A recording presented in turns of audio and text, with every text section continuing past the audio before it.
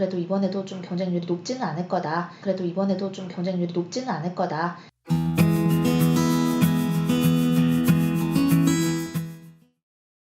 안녕하세요. 입시 읽어주는 여자입니다. 오늘 콘텐츠는 덕성여자대학교와 동덕여자대학교의 2019학년도, 그러니까 작년 경쟁률을 비교를 해드리려고 합니다. 왜 그러냐면 제가 덕성여자대학교에서 너무 신랄하게 비판을 해서 좀 여기를 꿈꾸던 학생들에게 좀 미안해져가지고 덕성여자대학교에 대해서 어떤 입시가 올해 어떻게 될 것 같은지에 대해서 분석을 해드리는 게 더 좋을 것 같아서 시간을 좀 마련해봤어요.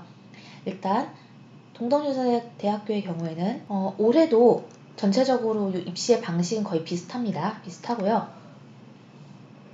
일반 전형 실기고사의 이름이 실기우사 전형으로 바뀌었다 정도 말고는 전체적으로 이름 명칭도 다 동일합니다. 유의해서 보셔야 될 학과는 지금 동덕 창의 리더 전형 172명, 작년 기준입니다. 지금 2019년 거 보고 있죠. 학생부 교과우사 전형 404명이었다는 거, 이거 체크하시면 될 거고요. 그리고 올해는 어떤가요?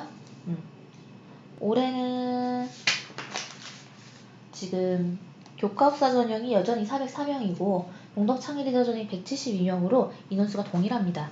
그래서 여기 보시면 인원수는 저는 비슷하게 보고 있는데요. 저는 항상 경쟁률을 경년제로 보라 그러잖아요. 왜 경년제로 보라 그러냐면 올해 몰렸다 그러면 그걸 보고 내년에는 무서워서 못 쓰겠다 이렇게 돼요. 또 올해 몰리면 올해 입결이 높게 나오니까 그 높게 나온 입결을 보고 또 무서워서 못 쓰겠다는 친구들이 생기겠죠. 그래서 항상 경년제로 보시라고 말씀을 드립니다.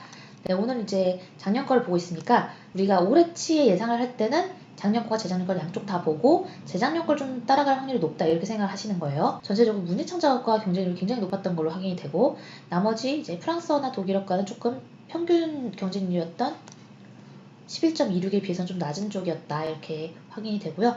좀 더 유리한 걸 보면 지금 경영학과가 오히려 10대 1인데 경제학과가 5대 1로 경제학과가 가장 경쟁률이 낮았어요.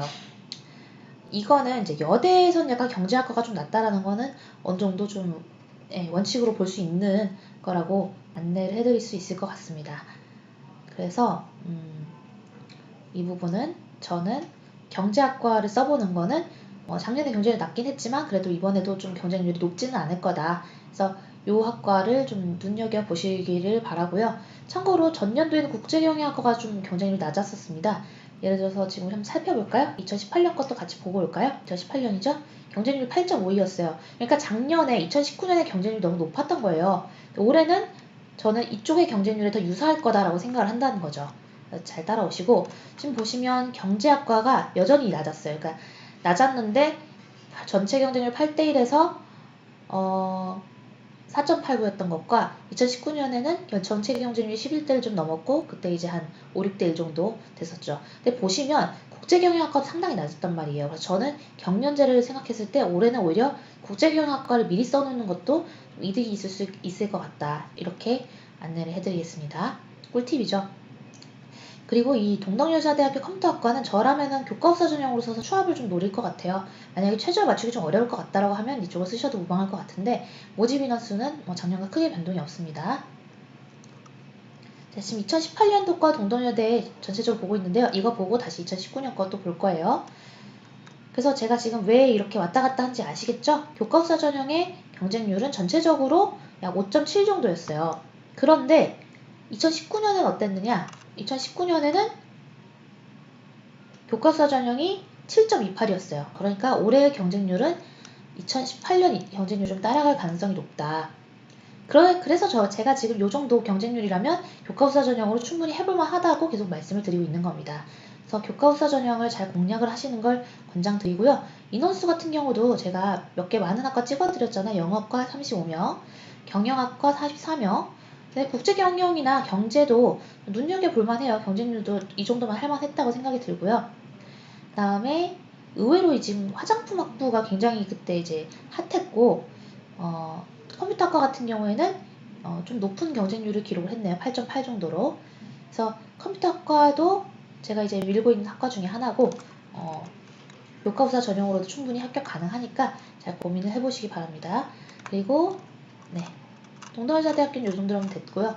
덕성여자대학교랑 비교해드릴게요. 덕성여자대학교는 제가 2018년 건 안 볼 겁니다. 왜냐하면 2019년 것만 봐도 충분히 설명할 수 있어서 그래요. 왜냐하면 올해 전체적으로 아예 학과를 통합해버렸죠. 학과를 통합해버리면 어떤 문제가 되냐면 여기 나와 있는 전체의 경쟁률보다 조금 더 올라가게 됩니다. 왜냐하면 인원수를 많이 뽑는다는 것 때문에 학생들의 기대감이 생겨요. 그래서 추억을 노리고 쓴다는 학생이 더 늘어날 겁니다. 여기 보시면 학생은 100% 전형이고 경쟁률이 약 9대1 이하였는데요. 저는 10대1 정도까지는 갈 것 같고요. 그 다음에 덕성인재 전형 같은 경우에는 13대1이었는데 저는 이거보다 좀 더 높을 수도 있다라고 이제 생각을 하고 있습니다. 그래서 쓰실 분들은 좀 고려하시기 바라고, 저라면은 덕성여대보다는 좀 다른 대학을 공략을 해볼 것 같아요. 제 학생들에게. 경쟁률은 특별히 어디가 낮았다라고는 판단이 잘 되지 않습니다. 전체적으로 뭐 다 높았던 걸로, 특별히 뚫린 학과가 없었던 걸로 확인이 되는데, 그런 자신감에서 이번에 이제 전체적으로 다 이렇게 다 뭉뚱그려가지고 글로벌 융합대학이라고 해서 뽑아버리죠.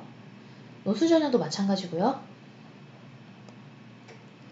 네, 덕성인재 전형이 학종인데 덕성인재 전형도 마찬가지예요. 지금 덕성인재 전형 보시면 전체적으로 경쟁률은 뭐 정말 높습니다. 여기 보시면 유아교육과 같은 경우에 33.3이네요. 그러니까 이런 이득은 있어요. 내가 덕성인재 유아교육과를 가려고 하는데 여기에 맞춰서 자소서 쓰면서 이쪽을 공략해 볼 수 있어요. 왜냐면 예전 같으면 33대1이었는데 이번에는 어쨌든 전체적으로 한 15대1 정도의 경쟁률이 나올 걸 생각하고 있기 때문에 그렇게 지원해 보셔도 오히려 좀 약간 이득이 될 수도 있다. 오히려 비인기학과였던 철학과의 경우에는 또 경쟁률이 막 더 높아지기 때문에 좀 밀릴 수도 있다는 점을 고려를 하셔야 될 것 같아요. 네, 그러면 간단하게 동덕여대와 덕성여대 비교해드렸고, 덕성여대와 관련해서는 올해는 이렇게 학과별로 선발하지 않고 전체 뭉뚱그려서 문과이과로 나눠서 선발한다는 것 정도만 기억을 해주시면 될 것 같다. 네, 이렇게 안내를 드립니다. 그리고 궁금하신 점 있으시면 언제든지 댓글로 문의 주시고요. 비밀 댓글로 문의하고 싶으신 분들은 제가 운영하고 있는 블로그로 연락을 주시면 될 것 같아요. 그러면 우리 다음 동영상에서 만나요. 안녕!